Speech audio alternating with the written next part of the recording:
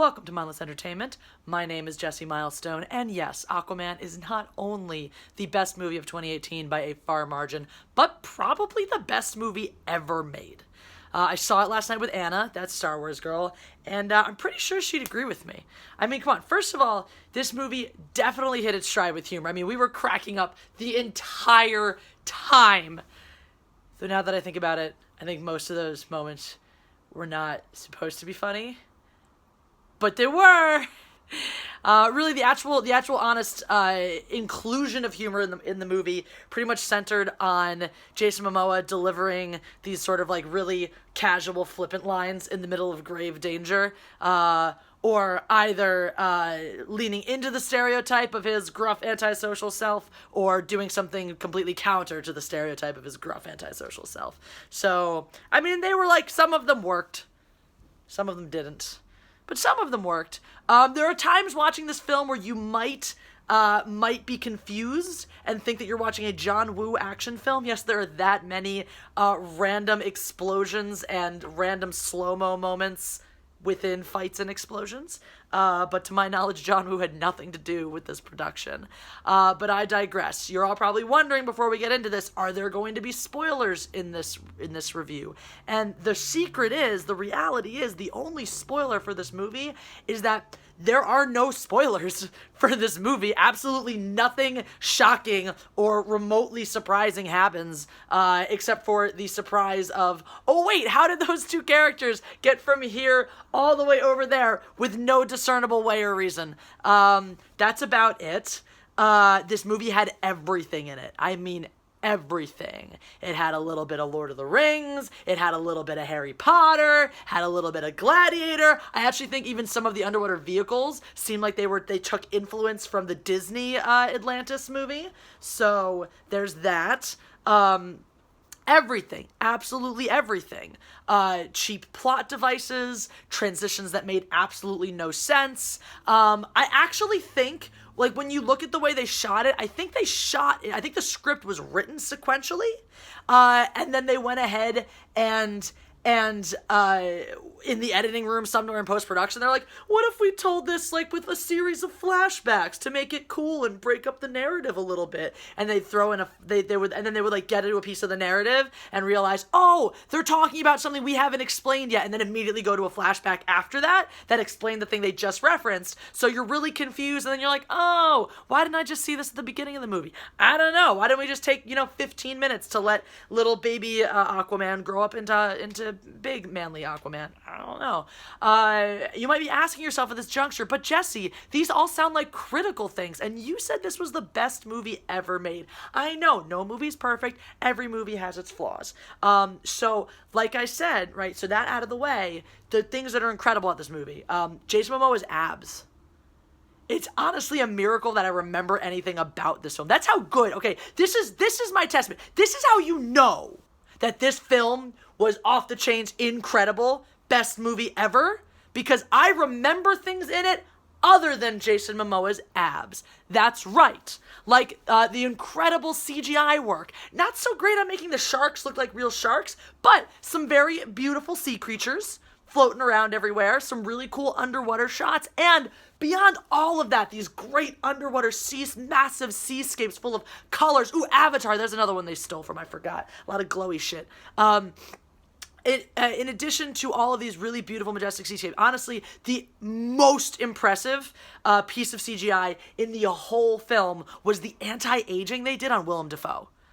Man, there's no way that was makeup alone. I refuse to believe that was makeup alone. But the anti-aging they did there, really, really out of this world. And even more impressively, the amount that he aged, not just from the flashbacks to the present day, but like from when we meet him in the present day until the end of the film, he ages like another 10 years. It's incredible. I think somebody forgot to get rid of those like really, really intense cheek lines somewhere towards the end of that movie. So that, I mean, impressive, like mind blown, Willem Dafoe. So obviously I've noticed Willem Dafoe, even in spite of of Jason Momoa's abs, which were, I mean, maybe this is the other reason I found out, I saw things in the movie, is because he put his shirt on far too many, like at least 3 times, which for me was far too many times. I mean, realistically, the only reason I went to see this movie was for his abs, which are fantastic. Turns out his biceps are also really great, and his legs and his butt. So those are pluses too. Like, once again, elevating this movie to best movie ever status. I personally found it really entertaining that with all of this massive amount of these massive amounts of insane underwater technology, they still, like, some of the groups like to ride around on sharks. Others like to ride around on sea dragons because they're like, I get to ride a dragon. Fun fact, actual sea dragons. Have you ever seen a sea dragon in real life? Real sea dragons in real life are the derpiest looking creatures in the world. So the whole time they're riding around on those, I'm just imagining them riding around like what an actual sea dragon would look like. So you can imagine my delight picturing that. More reasons to just make this movie incredible. And then you have, like I said, this magical portation. English so good, I'm just still stuck on those abs. You have Jason Momoa, you have Arthur, the Aquaman, and Mira, are like, end up in the Sahara, which they get there, you know, clearly like they have taken they have taken a whale to the Sahara and an airplane to the middle of the desert and ended up way down in this pit, in this Mines of Moria type cave, which like also doesn't have an obvious way out of. So not only do they get out of this cave, but the very next time we see them, they're just in Sicily. Like, I don't know how they got to Sicily from the middle of the desert, which they were stranded in with, by the way, no water. But that's okay, because they're superheroes. And I know this because at some point in the movie, somebody tells Aquaman that he's a superhero. And if they hadn't done, I like this trend right now in media of informing me when my heroes are heroes, because if they didn't do that, I wouldn't know. I have no idea what makes a hero a hero. So thank you, DC, for picking up what Marvel's dropping down and being like, I'm gonna let you know this is a hero. So I knew. So I really appreciated that. That was really special to me. Yeah, so just a lot of, like, pieces moving one spot to the next. Like, there's this whole plot point of the Aquaman's asshole brother wanting to, like, unite the Atlantean peoples, the underwater peoples, so that he can wage a war, because that's how wars work. And in his efforts to bring them all on his side, he ends up fighting them, which just seems like a complete waste of resources when you're like, I need you guys to wage this massive battle on all of the rest of the earth, so I am going to mass murder my troops and your troops. Yes, we're going to go out and kill the troops that I want on my side, which, by the way, is like, oh, if we have their might of their army, we'll be unstoppable, so we need their army. Okay, so where's the logic here? And A, I'm going to decimate their army in an effort to get them on my side, and B, not only am I going to do that, but I'm sending my army up against their army, which I've already admitted is better than my army, which is why I want it. So how the fuck do you think your forces are going to fare? And after all of this, who the hell is left to fight your massive global war? I don't know. So many questions, so much mystery, and that's the sign of a good movie, when it leaves you asking questions. And I had so many questions when I left this movie. Among those top 2 questions: why is the Hidden Kingdom in the center of the earth? And how? It's part of the same question. And 2, why are there dinosaurs? There are dinosaurs in this movie. Why? I was not expecting dinosaurs, let me tell you, but once I got them, I was like, God damn, where is my T-Rex? And there was no T-Rex. And that was the only letdown of the entire film, which is there was no T-Rex. Other than that, like I said, I laughed my ass off. I don't know who is writing these movies, but like, do they read their own writing? Do they screen their own movies? Everything is like unnecessarily expository dialogue. We don't know how people talk or convey information without saying, here's this backstory that you need to know right now. Like, I don't, do these people go to film school? I'm not a good screenwriter, and even I could put together a better script than that. It was just like, it was so ridiculous. It was so, like, I don't understand. I mean, you look at this, you're like, all right, DC, these are people that have as much money as Marvel has to throw at movies. How are they this bad at making movies? That's the delightful part. That's the masterful part, right? We all laud movies like Room, like Tommy Wiseau's Room, as being so absurdly terrible that it's iconic and masterful. Aquaman belongs not just in that category, but a full tier above. Like, who greenlit any of this? And are they just relying on Jason Momoa's abs to bring women into the box office? Because they're so right about that. It's going to work 100% of the time. And just when you think like, oh, there haven't been enough abs, he pops up in just like this gold scaly ab suit. And it's great.